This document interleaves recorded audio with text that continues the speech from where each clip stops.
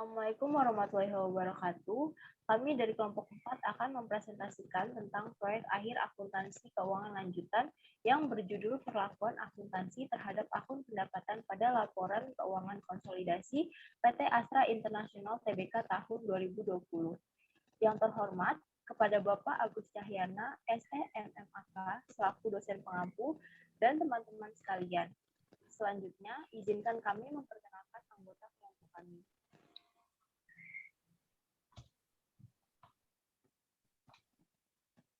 Kami dari kelompok 4 AKN 3C Praktikum 2.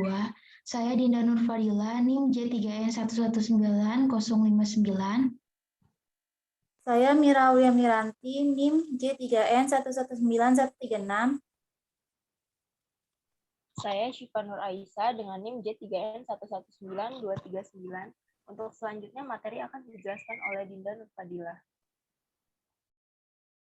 Profil PT Astra International Tbk. PT Astra International Tbk didirikan di Jakarta pada tahun 1957 sebagai sebuah perusahaan perdagangan umum dengan nama Astra International Inc. Pada tahun 1990 telah dilakukan perubahan nama menjadi PT Astra International Tbk dalam rangka penawaran umum perdana saham perseroan kepada masyarakat yang dilanjutkan kepada pencatatan saham perseroan di Bursa Efek Indonesia. Saat ini, Astra bergerak dalam 7 bidang usaha, yaitu otomotif, jasa keuangan, alat berat, pertambangan konstruktif dan energi, agribisnis, infrastruktur dan logistik, teknologi informasi, dan properti. Selanjutnya, ini merupakan struktur unit anak dari PT Astra International. Selanjutnya materi akan disampaikan oleh Mira. Selanjutnya, prinsip-prinsip konsolidasi PT Astra International Tbk.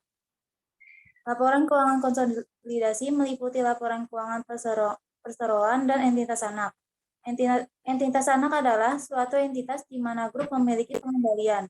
Grup mengendalikan entitas lain ketika grup memiliki kekuasaan, terekspos atau memiliki hak atas imbal hasil variabel dari keterlibatannya dengan entitas dan memiliki kemampuan untuk mempengaruhi imbal hasil tersebut.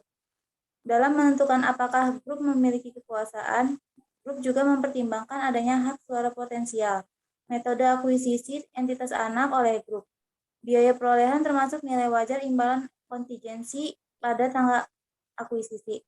Dalam kombinasi bisnis yang dilakukan secara bertahap, grup mengukur kembali kepemilikan ekuitas yang dimiliki sebelumnya pada nilai wajar tanggal akuisisi dan mengakui keuntungan atau kerugian yang dihasilkan dalam laba rugi.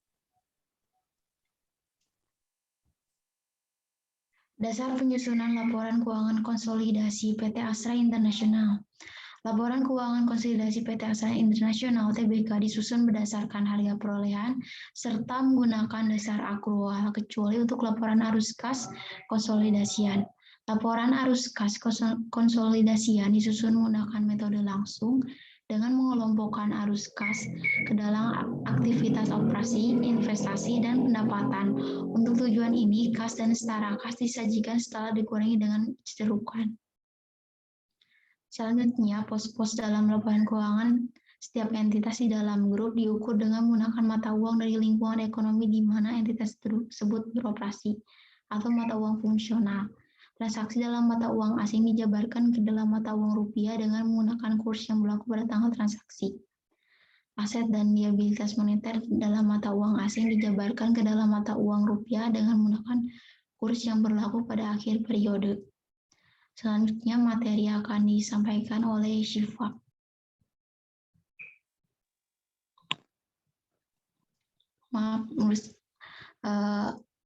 Disampaikan oleh Mira. Selanjutnya, pengakuan pendapatan menurut PSAK pada PT Astra International Tbk. PSAK 72 menentukan pengakuan pendapatan, yaitu terjadi ketika pengendalian atas barang telah dialihkan atau pada saat atau selama jasa diberikan, kewajiban pelaksanaan telah dipenuhi. Penerapan standar ini mempengaruhi pengakuan sebagai pendapatan pada bisnis properti group, yaitu pendapatan diakui ketika unit properti diserahkan kepada pelanggan di mana sebelumnya telah diakui sesuai dengan metode presentasi penyelesaian.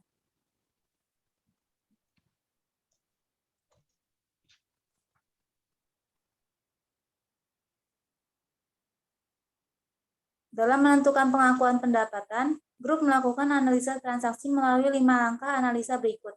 Yang pertama, mengidentifikasi kontrak dengan pelanggan.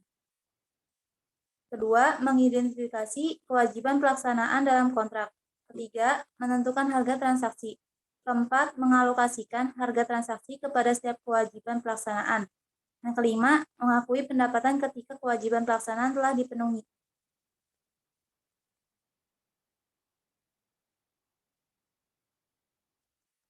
Adapun kriteria untuk setiap aktivitas grup. Yang pertama, pendapatan dari penjualan barang diakui pada saat pengendalian atas barang telah berpindah kepada pelanggan.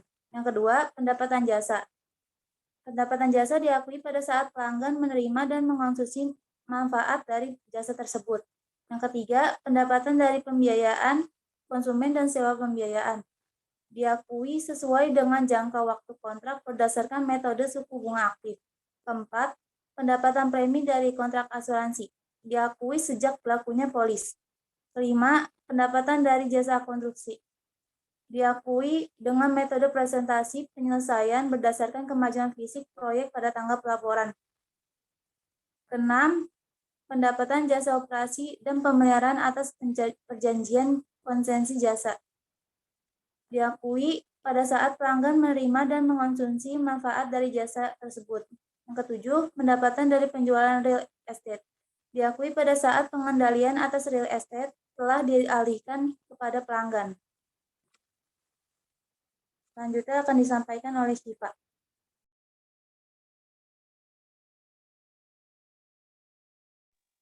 Selanjutnya ada penerapan IFRS pada PT Astra International Tbk.